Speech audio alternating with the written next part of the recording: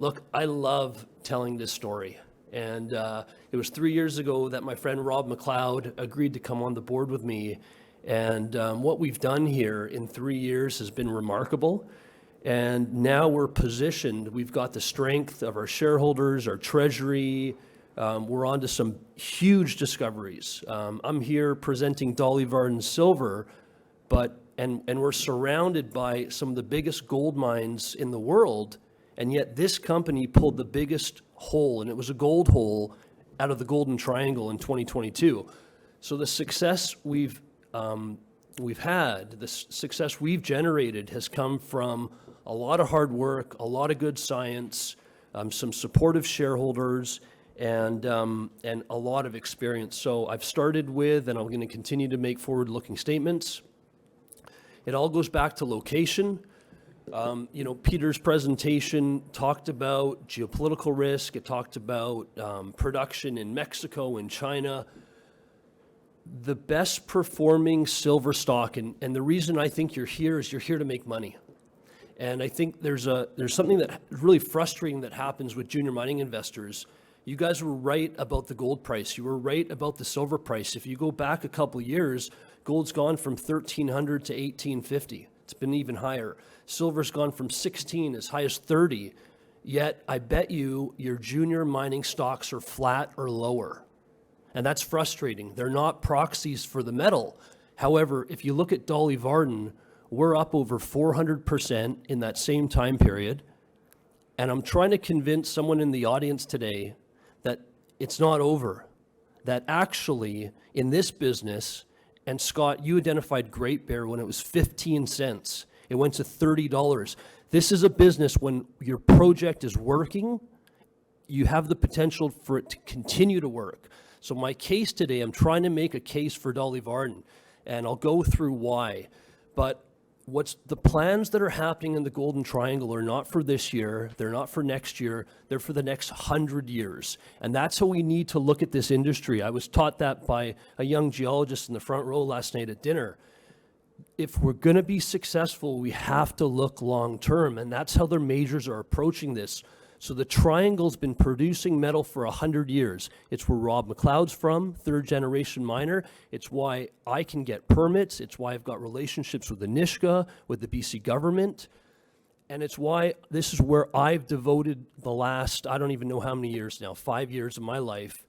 And I was down in Mexico doing a site visit. There's a company I own down in Sonora. And I remember thinking, I don't want to put my energy here. I don't want to, the benefits of the work we do, I want this to impact BC, and that's why we're here. So lots of transactions led by Newcrest. Great companies like Skeena have really paved the way. We've got the right team. So this is a team that can explore, can develop. There's been a lot of takeovers by this group, a lot of money that's been raised. It's the right group of individuals.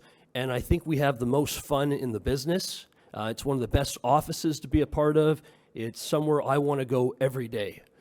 So what does it look like? Who are our shareholders? Who is supporting us? 90% of this company is held by shareholders that are giving me a chance to build a business.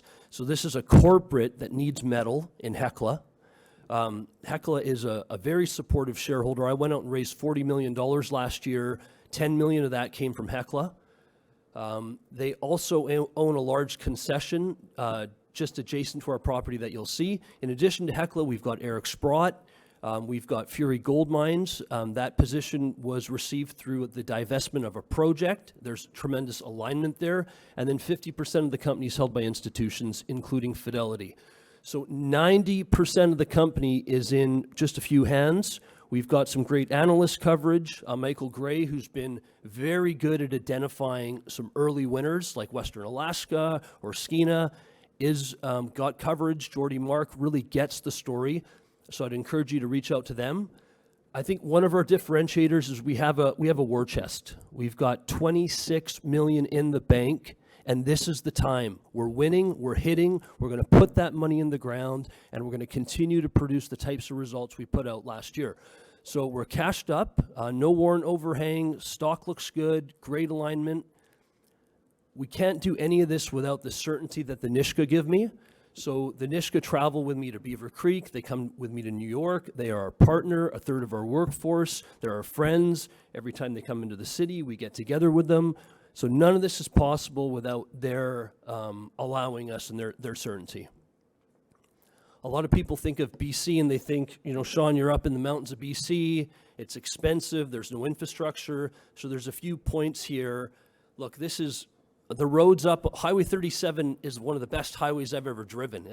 I wish the highways in the southern part of the province were as good. We've got hydroelectric power, so great infrastructure. I should mention this is a past producing project. And that tells me a lot of things. It tells me that I'm allowed to mine in this area. It tells me we can recover the metal from the rock, but it's just a small fraction of what we have today in resources and what we're looking to discover. And so these are the 7 deposits that make up the resource. And the key here, the goal, the strategy, how we're going to leverage that $21 million exploration budget this year is we're going to drill around known resources, and we're going to step out and make new discoveries. So, and again, this all came through the work of a new young geologist, Amanda Bennett, who came into the company and had an idea to look at an old deposit. It was just a tiny 5 million ounce deposit. And she had she remodeled it, she looked at it, she drilled below a sedimentary cap, and she made a discovery that is now producing some of the best results this 100-year-old project has ever seen. So if you look at the image to the left, the perspective horizon is in green. So this is the 15-kilometer mineralized trend. That sedimentary cap is in black, and so it was covered. So making that discovery has opened up a new 5.5-kilometer corridor. So we've got geology, we've got the geochemistry, we've got the geophysics, we've got modern exploration that's leading to these new discoveries. And just to read some of the results, so this is Wolf. This is where that first discovery was made recently. We've doubled the strike length of the deposit, 1,500 grams of silver over 16 meters. Like, these are the best results this project has ever seen. And we've got a lot more. It's open. We're hitting it down plunge. We're hitting it down dip. We're hitting it up to the east. We're hitting it down to the west. It's wide open. And I think, well, I don't think, Rob McLeod has told me that there's a relationship between Wolf and the highest grade part of this deposit, which is Kitsault, which is 1.4 kilometers away. So we don't see these as 7 deposits. We see them as one large system. And then let's go over to HOMESTAKE. So this was recently acquired. This helped triple our mineral inventory. And the big hole that we put out was 46 grams of gold over 25 meters. And so we're hitting silver. We're hitting those pure high-grade silver hits. We've got the gold hits. And there's been so much success this year. Like, we just glossed over the fact that at HOMESTAKE Silver, we've got a 200-meter step-out hit. So we're adding and we're adding and we're adding. And really, this project has not been drill tested below 300 meters. So this is the resource, and this is the great thing. And I think I mentioned Great Bear. We have a foundational resource here. We've got, I got to be careful how I talk about this, but I'll put it in this way. We've got close to 50 million ounces silver equivalent indicated and close to 90 million ounces silver equivalent inferred. And that's as of 2019. We've done drilling in 2020, 2021, all the discoveries of 40,000 meters in 2022. These numbers will increase. So again, we're cashed up. We're going to hit the field in May. I appreciate your time. Thank you.